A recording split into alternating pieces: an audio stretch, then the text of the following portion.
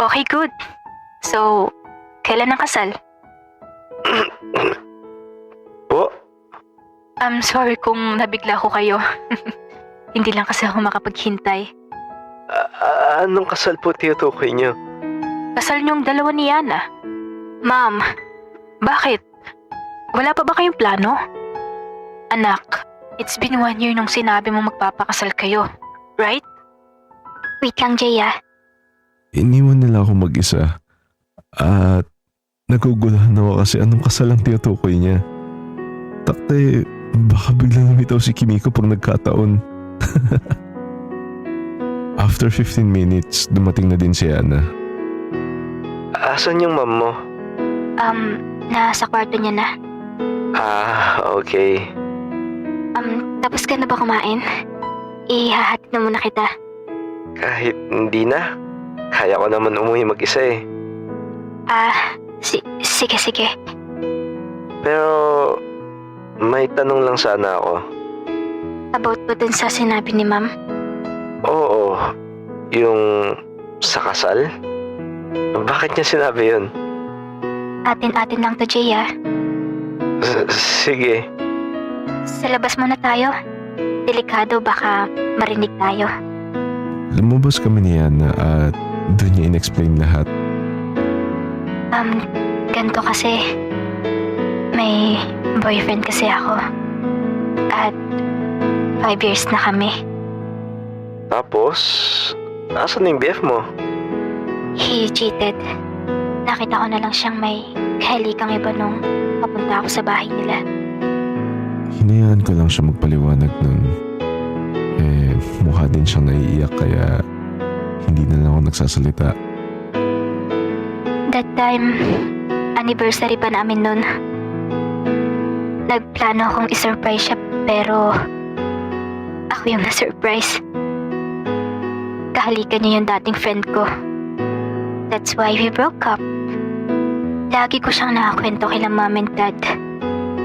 Pero never pa nilang namit ang BF ko kasi ang sabi niya hindi pa daw siya ready. Pinagplanuhan din namin yung about sa kasal. Nakakwento ko din yun about kay mom. Kaya umasa siya nun. Pero tumagal nun. Inaantay ni ma'am na mag-propose siya or magpakilala man lang kila ma'am. Pero wala. Puro siya dahilan. Yung friend ko lang pala dahilan kung bakit ayaw niya. Grabe naman pala yung past mo. Pero, hindi ko pa din magets. Hindi ba nila alam kahit pangalan ng BF mo? Actually, JC kasi ang pangalan niya. Pero mas kilala siya sa pangalang Jay. Kaya ang akala ni ma'am ikaw yung BF ko. Di ba nga hindi pa nila na-meet si JC in person? Kahit ba picture, hindi? Kahit sa picture, ayaw niya. Nagpakatanga ako eh. Akala ko totoo lahat ng sinasabi niya. Kaya naman pala. Pero grabe umabot kayo ng 5 years. Ganun ako katanga. Kaya nga, sinasabihan kita. Kasi nakikita ko din pagiging tanga ko sa'yo. Ouch! Grabe, makatanga Sorry pala kanina sa nasabi ni ma'am na pagkamalan ka lang niyang BF ko. Hindi pa ba nila alam na hiwalay na kayo? Hindi. Natatakot akong sabihin. Ayoko kasing sabihin yung totoo na niloko lang ako baka kasi anong gawin nila kay JC. Dating sundalo pa naman si dad. Ay strict ba yung dad mo? Nako, sobra. Ayaw pa nga sana niya mag-BF ako eh. Kaso, makulit ako. Pero, buti okay ka na ngayon. Mukha lang okay. So, hindi ka pa nakaka-move on? Move on na, no? Madali lang kalimutan pag mga cheater. Nakausap mo naman na mom mo about dun sa sinabi niya kanina. Oo. In-explain ko na friend lang kita. Ayun, nasad. Kasi hindi niya na-meet yung ex ko. Paano ngayon yan? Kailan mo balak sabihin? I don't know. Next time na siguro. Uuwi ka na ba? Oo. Pasabi sa mom mo, thank you sa food ah. Naglakad lang ako pa uwi nun. Nakakahiya naman kay Yana kung magpapahatid pa ako sa kanya, diba?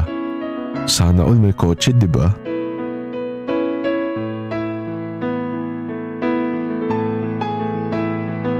Humiga na ako sa higaan ko para magpahinga. At habang nakahiga, chinek ko yung IG ni Kimiko. Hindi ko alam na mahilig pala mag-travel si Kimiko. Madami ng iba't ibang lugar yung pinupuntahan niya. Pero may isang lugar na umagaw sa atensyon ko. Bulacan? Nakalagay kasi sa caption na province daw nila yun. Kaya tuloy nabuhayan ako.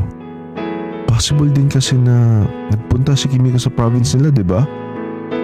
Tama. Ang galing mo talaga, Jay.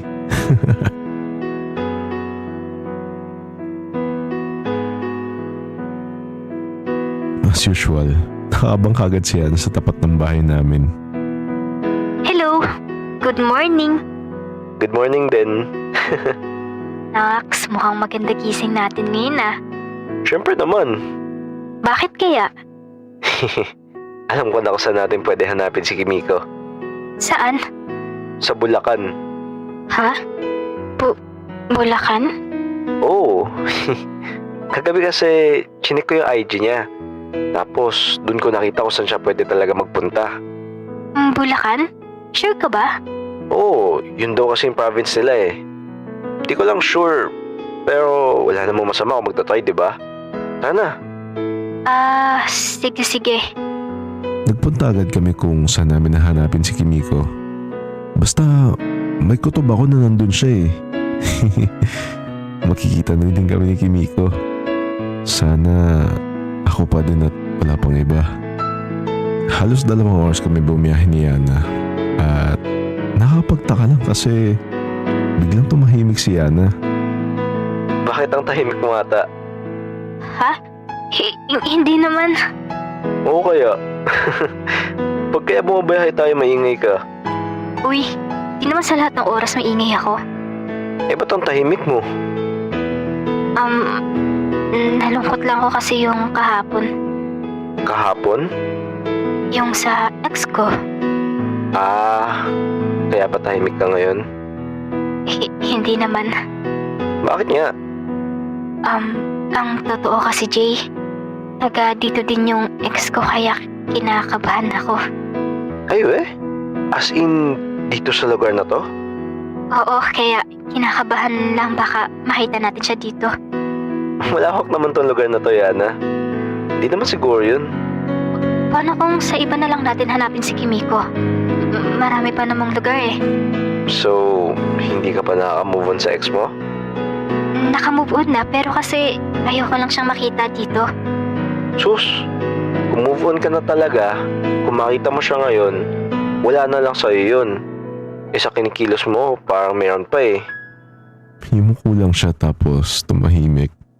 Shit, masyado na ata yung sinabi ko sa kanya. Sorry. Pero ganito na lang, kung ayaw mo siya makita, pwede naman ako na lang maghahanap kay Kimiko. Antay mo lang ako dito sa kotse mo. Update na lang kita kung makita ko man siya. Pero Jay, Wala nang pero. Antay mo ako dito ah.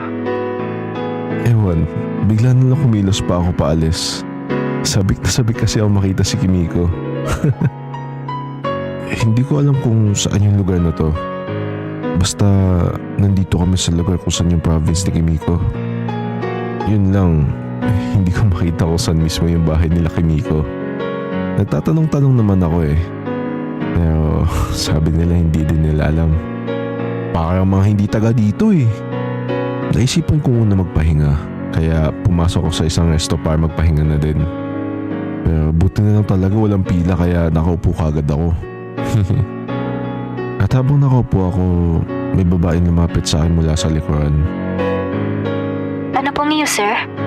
Ay, hindi po ako mag-order. Teka, Kimiko? Jay?